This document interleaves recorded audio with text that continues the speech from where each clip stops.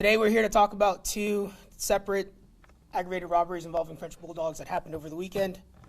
We'll go into the first one, case number 25033-1132. This occurred in north central Austin at the 1030 Norwood Park Boulevard Walmart.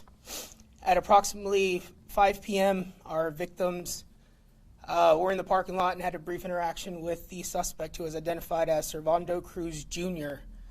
After the interaction was coming to an end, Servando took a bulldog puppy from the victims, produced a handgun, and fled the scene at a high rate of speed. Victims, wanting to get their puppy back, chased Servando, and the Servando, who was driving the red Corvette, chased him for a little bit, and ultimately the victims ended up crashing into a wall. They called APD.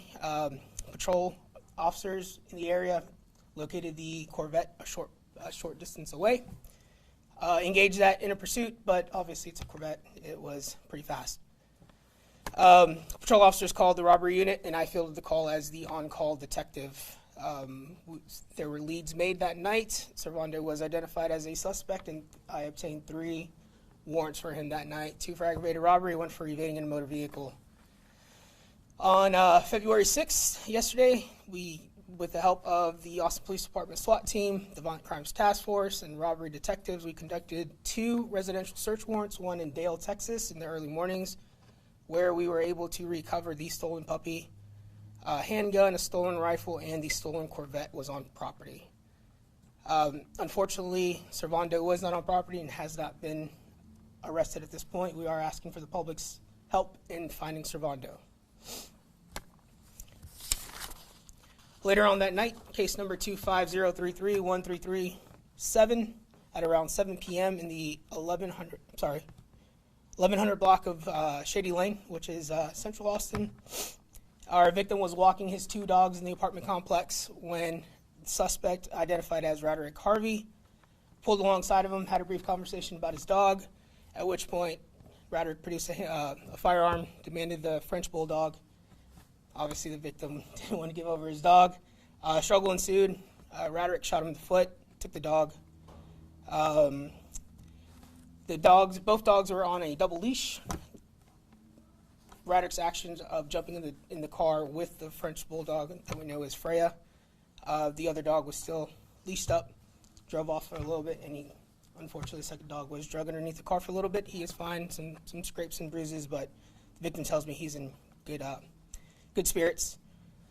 On February 4th, with the help of our Violent Crimes Task Force, the Elgin Police Department, Bastrop County Sheriff's Office, and robbery detectives, we executed a search warrant in Elgin, Texas for the suspect. He was arrested. In his possession was an AK pistol, an AR pistol, a revolver, and about a quarter ounce of illegal narcotics. At that point, Freya was still outstanding. February 6th, yesterday, we conducted a secondary residential search warrant in Bastrop County based on leads developed in our investigation of Freya's whereabouts. Freya was not at that location, but that led us to a second location. Speaking with the residents on that location, sent us to a second and a third and a fourth. Finally, we reached a family member of Roderick who promised to help us out. At about 7 p.m. last night, that family member got in contact with the robbery detectives and told him he was in possession of Freya and was willing to meet us to hand her over. Freya was recovered, secured, and delivered to the victims yesterday. I do want to take a moment to highlight the outstanding work of our Violent Crimes Task Force. They are comprised of 8 highly trained and skilled officers, 2 detectives, and a sergeant. They're the tip of the spear when it comes to locating and arresting Austin's worst violent crime offenders. VCTF officers are highly committed in the mission of keeping Austin safe. There's no doubt in my mind, regardless of the work detectives put into these cases, the Frenchies would not have been reunited with their families. For these Frenchie cases, since Sunday, VCTF officers conducted surveillance at 5 different surveillance in 5 different counties, executed 4 residential search warrants, seized 3 rifles, 1 revolver, 1 pistol, and a quarter ounce of illicit narcotics, and reunited 2 dogs with their families, all in the meanwhile working other violent crime cases around Austin. I'll take some questions now. Were you the one who got to deliver the dog back to the family, Freya? Myself and other detective and some patrol officers, yes, sir. You guys can raise your hand. We'll start with Kelsey over here. Yes, I had a question just because it is dealing with the same breed of dogs. Is this something you guys have just seen on the rise, or is this something just pure coincidentally? So since 2021, there's been about 7 different French Bulldog robberies. When you compare them to about 1,400 robbery cases in Austin, very minor. But I think it is a shock to the conscience, right? Our dogs are our family members. So it does weigh heavily on people. What is it about this breed of dog that's so attractive? Their monetary value. Other than being really cute, they do have a high monetary value. If you get a Frenchie from a reputable breeder with papers, they cost about $8,000. If you're doing a Facebook Marketplace deal, anywhere from $2,800 to $3,000. I have one question. Hi, nice to meet you. I am independent journalist for the bilingual population, but right now I have the question in general. What is the rate for robbery in Austin if we compare this year with the last year?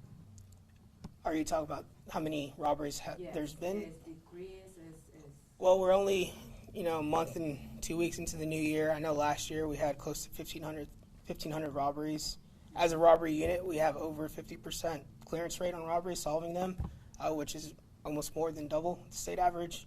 As far as this year, I don't have any numbers for that. Ahora, but my next question is how the community can help work together with the police, residential, commercial, or whatever, for get down these situations, robbery in Austin in general. Sure. I think speaking to the individual, best practices is kind of always being aware of your surroundings. Know what you're doing. Try not to be distracted in your phone with headphones in your ears. If you're doing Facebook Marketplace deals, do your best to take screenshots of suspects, Facebook profiles, phone numbers you're doing to communicate with them, cars that they're arriving in. That helps us on the back end, but I think just on the front end, to avoid being a victim, just try to do your best to be aware of your surroundings. What should people... Here, we'll go over here with you, Angela, yeah. How often are Frenchies or dogs of any kind stolen in these particular areas? Is this part of a trend or more one-off instances? No, not a trend. Specifically speaking to last Sunday, these were completely random acts, but done by completely random people. Again, since 2021, there's been about 7 French Bulldog or dog-type robberies. I don't know what the numbers are for regular thefts. If it's a robbery, it's a theft with some type of either firearm or force used, or a threat of force used, which makes it a felony. I don't know what the numbers are for the misdemeanor theft part is.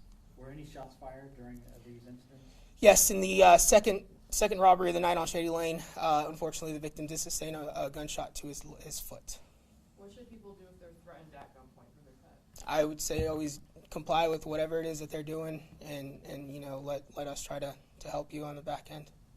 Can you help people understand that? Because, a lot of people, their pet is not their pet. It is their kid.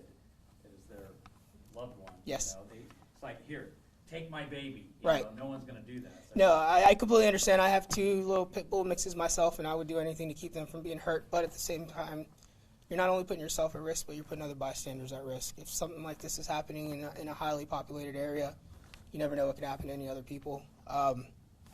It's hard for me to say it personally, but give in to the commands and let us do what we do. We'll go to Kelsey and then over here. Is there anything that people should look out for? You did say that Servando has still not been arrested. Yes, so Servando has ties to Bastrop County, Del Valle, and in Austin. His whereabouts are still unknown. We don't know. We have some leads that we're following, but we just haven't been able to track him down just yet. Did chips come into play in this in either of these 2 cases? No, but that's a good point. If you microchip your dog, obviously that chip is going to be registered to the owner. That helps in the back end. A lot of dog breeds kind of look the same, so if there's ever a discussion of whether, no, that's my dog or my dog, the chip is ultimately going to tell us actually who's the owner. Have you picked up the puppies? What was the state of the puppies? Were they frazzled? They're okay? So the first puppy that we affectionately named Timmy, he was super excited. He never met a stranger. As 6th to 7th week puppy, he was in good spirits. Freya seemed to be very elated to be leaving the place that she was at. So that guy, for that case, he go inside the resident So, no, No, these all happened outside. outside the residence. Yes. But it's almost around the resident, the community, the people living.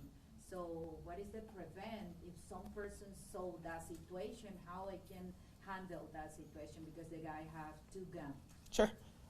So in the instance for the second robbery on Shady Lane, there were multiple people outside. My recommendation is be the best witness you can, whether it's pulling out that cell phone and making some recordings, trying to get the best description of suspects or vehicles possible.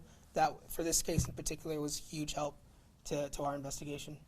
We'll take one more question. Is there What are any some red flags evidence people that should there look are more dogs being stolen by these two? Is there a dog ring going on, or were these just one-time acts by these guys? I don't know if these were one-time acts. Based on the search warrants that we did at these residences, there was no evidence to suggest this is a ring. We'll do last Red question right flags here. for people that might be looking to get a dog and they see a, you know, I mean, you said they're pretty expensive dogs and they might find a cheap price. I mean, what are your, Sure. what are the red flags that people should be looking for on that? Facebook profiles that were probably made not too long ago, looks pretty new. You know, almost 0 friends on their friends list. We always suggest if you're going to do a Facebook marketplace, whether it's for a dog or a refrigerator, do it in a parking lot of a police substation or some first responder area where there's going to be good lighting and a lot of good witnesses. Somebody is hesitant to meet at a police station, they probably don't have good intentions.